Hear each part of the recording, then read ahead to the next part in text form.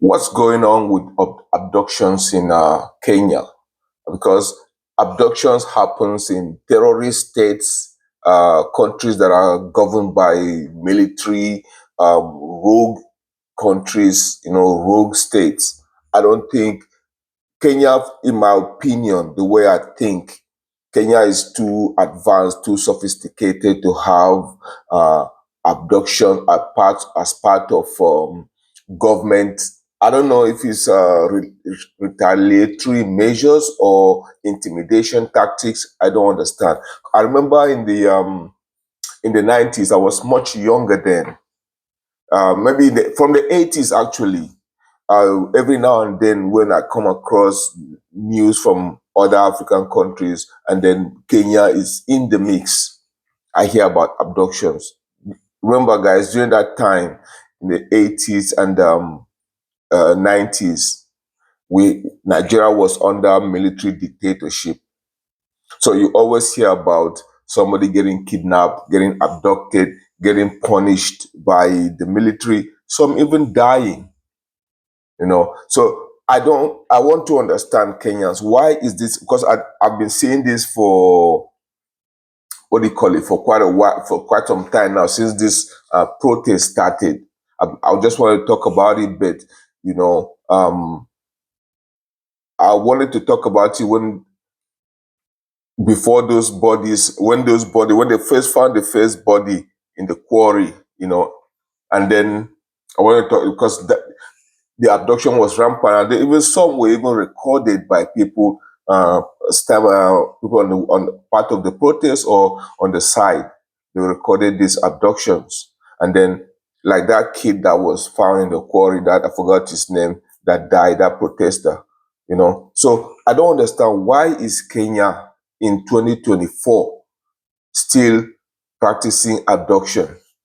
Because I don't think anybody outside of the state, any individual who is not part of the government, would just go and abduct you and punish you. Now, I was this morning, I was listening to news where this journalist Macharia Gugu, guys, if you know him, let me know.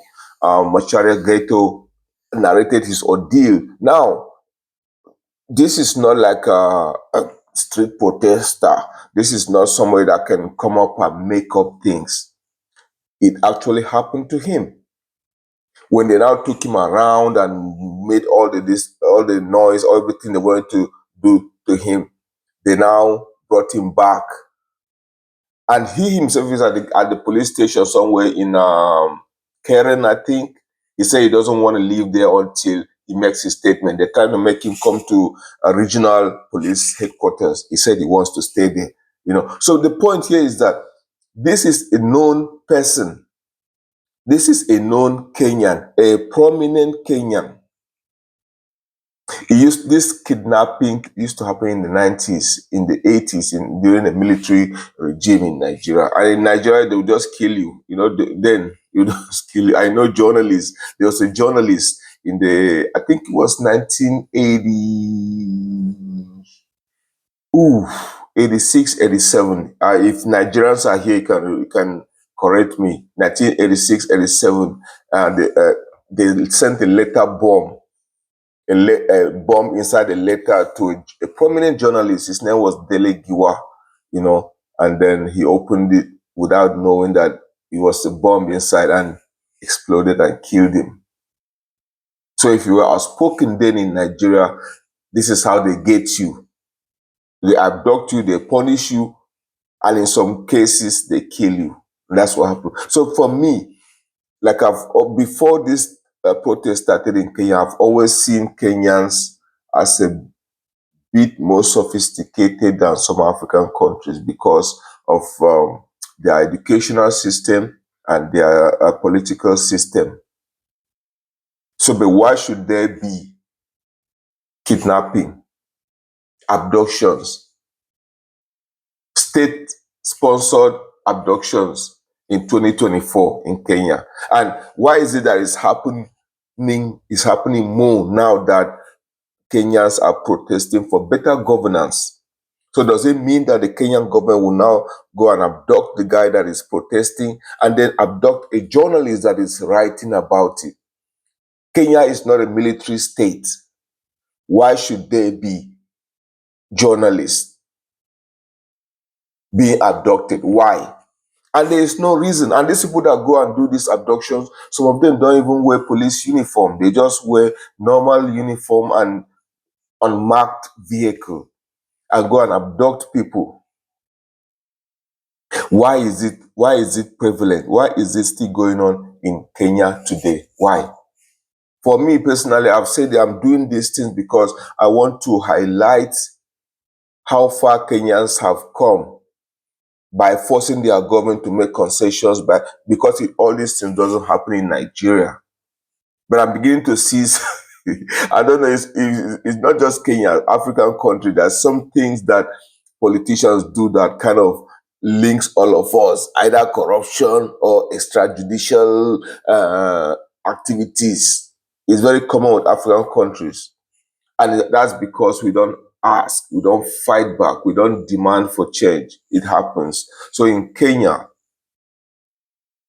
I want this to, you, my Kenyan subscribers, you tell me what is going on when it comes to abductions, when it comes to, isn't there free speech in the Constitution?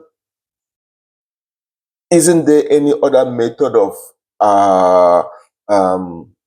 punishment for people who violate the state laws? Even this journalist, Macharia Gugu, said that in the past, the government have invited him to come and make statements. But now they had to abduct him. Just, I don't know, is it a form of intimidation? Are they trying to, like inject fear into him? I don't understand. So for me, I would like to say that as much as I support Kenya in this, I don't want to see any more abduction.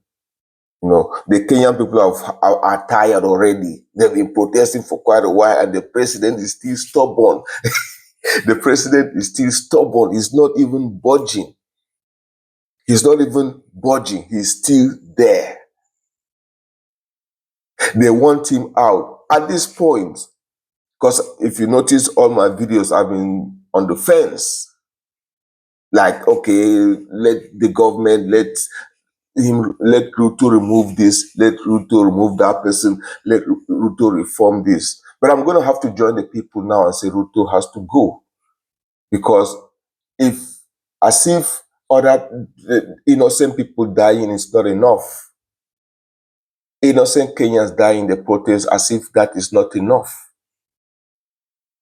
I was listening to Kenyan youths yesterday. They were saying that they're going to still remain on the streets, even in the protest yesterday. I'm telling you this, like I've said previously, if Ruto resigns today, whatever you're seeing, the protests and everything will essentially die down.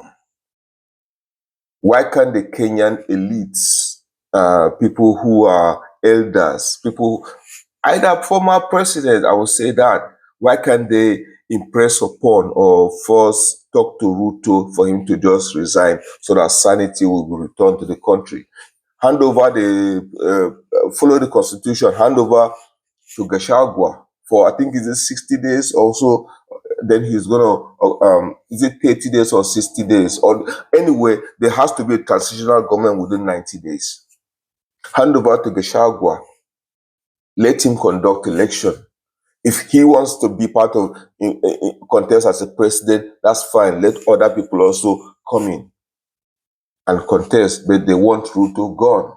At this point, I would say Ruto has to go also for there to be peace in Kenya. Okay, I cannot support this thing up to this level, and the president is still there. Kenyans cannot keep dying in the street, and the president is still there. Abductions happening every day, and the president is still there. Okay, innocent people are dying. The president is still there. I think the president has to go. You have to listen to your people, Mr. Ruto. I know you watch my videos, or some of you in your cabinet watch my videos, because my past videos, when I come up here and make advice on what to do this thing, you go and remove your cabinet, you go and do this thing. So, all right, guys. I just wanted to make a short video today. I hope you have a good day. Comment, like, subscribe, especially comment.